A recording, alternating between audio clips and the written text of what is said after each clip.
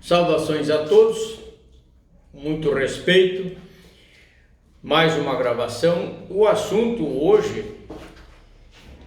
é direto aqui de Itapema, Santa Catarina, no escritório político da deputada Paulinha, nossa deputada estadual. É a matéria que se encontra no Congresso agora, na Câmara Federal especificamente, no Senado Federal o ano passado já passou, ou seja, quebraram a autonomia do Banco Central em relação ao governo federal. Eu já explico isso. Antes disso, lembrem-se que ontem eu falei sobre a cesta básica. Hoje, pode aumentar o preço da cesta básica. Saiu a publicação do DIESE, que é esse Departamento de Intersindical de Estatística, que faz essa análise da conjuntura econômica quanto à cesta básica, além de outras atividades e atribuições deles. Então, só para dar um exemplo, São Paulo de 631 passou para R$ 654. O que nós tiramos de conclusão disso aí? Que aumenta a inflação ao mesmo tempo em que diminui o poder aquisitivo da população. Então, este fato comprova com todas as evidências de que a política econômica do governo federal está equivocada, porque ela se transformou numa política que invade o poder aquisitivo do cidadão, retirando-lhe esse poder aquisitivo, sufoca, arroxo salarial, nós diríamos antigamente, arroxo salarial, e alguém está se beneficiando disso, e nós já vamos ver quem. O Banco Central, como que funciona hoje o Banco Central? O Banco Central é um organismo estatal, pelo menos até hoje.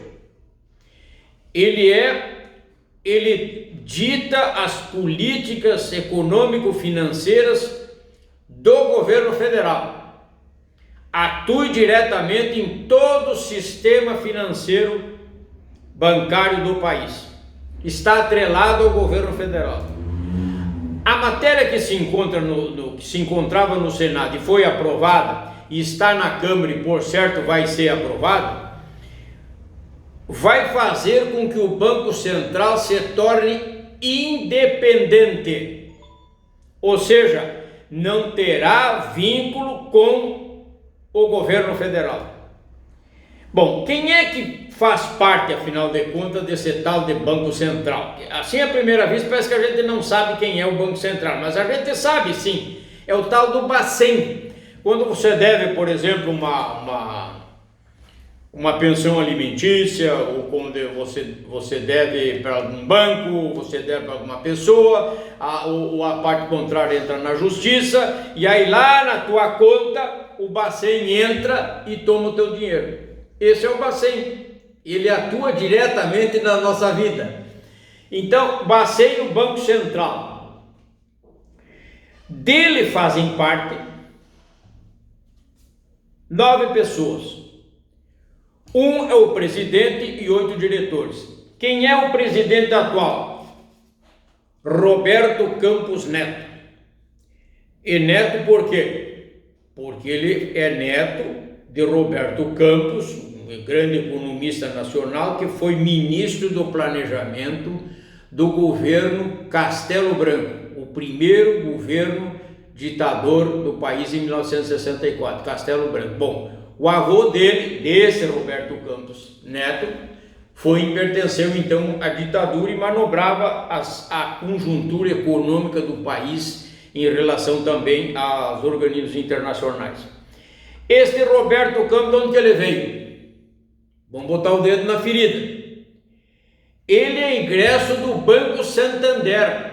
O presidente anterior a esse Roberto Campos Neto, do Banco Central, era o Ilan Gosfan, nome complicado, ascendência estrangeira. Era da onde? e chegou ao ponto máximo do sistema financeiro do país, presidente do Banco Central. Ele veio do Banco Itaú. Então, os nomes maiores do status econômico financeiro do país estão nas mãos de pessoas que tiveram e têm ainda formação banqueira, não é bancária. Não confunda o bancário, aquele que trabalha para o banco, que é o assalariado do banco, é o banqueiro. Então, o anterior veio do Itaú e esse atual veio do Santander. Dos 8 diretores, 2 seguramente também são egressos de bancos privados. E os demais vêm dos escalões do próprio Banco Central e também do Ministério da Fazenda. Muito bem. Então nós estamos percebendo que o sistema econômico financeiro do país está nas mãos de banqueiros privados, nomeados pelo presidente da República. Quais são as suas funções? Não são poucas as funções do banco. Uma tal do Bacen é aquela que entra na nossa conta e pede que nós utilizemos a nossa conta, por causa de questões judiciais, de ordem judicial.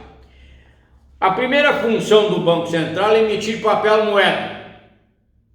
Dizem as más línguas e alguns cronistas e analistas que agora, para a votação da formação da mesa do Senado e da Câmara, o país emitiu moeda para poder sustentar os compromissos das emendas parlamentares. Aliás, as emendas parlamentares vai ser uma outra gravação.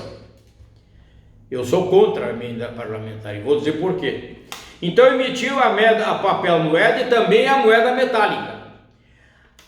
Autorizar financiamento de instituições financeiras, receber depósitos compulsórios de banco, operações de compra e venda de títulos, famosos títulos de dívida pública, é dali, controle das reservas nacionais em ouro e moeda estrangeira, controla todo o sistema financeiro e as operações de empréstimos e redesconto às instituições financeiras.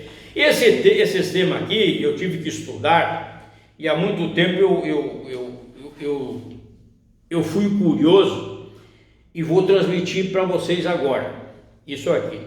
Como que funciona essa coisa que o dinheiro chega aqui na nossa mão, aos empréstimos do cartão de crédito, as notas promissórias, o do financiamento da casa, que tem juros altíssimos. Não preciso falar alguma coisa, 200%, 300% ao ano, o juro de um cartão de crédito? Bem, de quem é esse dinheiro? De onde que vem esse dinheiro que a gente pega emprestado, que as empresas pegam emprestado, empresas médias, grandes e microempresa, MEI, EIRELI, tudo isso aí pega dinheiro emprestado e que custa caro. É do dinheiro do banco? Não é dinheiro do banco. Isso é o Tesouro Nacional, isso é uma barbaridade. O Tesouro Nacional, através dos fundos, tem o fundo da Previdência, tem o fundo do Servidor Público Federal, tem um fundo não sei o que, isso aí é um bolo de dinheiro, são bilhões de reais, isso fica à disposição da rede bancária. E por que o governo faz isso? O governo tem todo esse monte de dinheiro da arrecadação, um tal do PIB, Produto Interno Bruto, é a soma de toda a riqueza nacional, tem um baita de um dinheiro aí, né? Os impostos que você paga, tudo isso aí, muito bem. Isso aí não pode estar na casa de alguém. Isso é distribuído para os bancos, que são 5, 6 bancos privados no país, tirando fora o Banco do Brasil e a Caixa Econômica.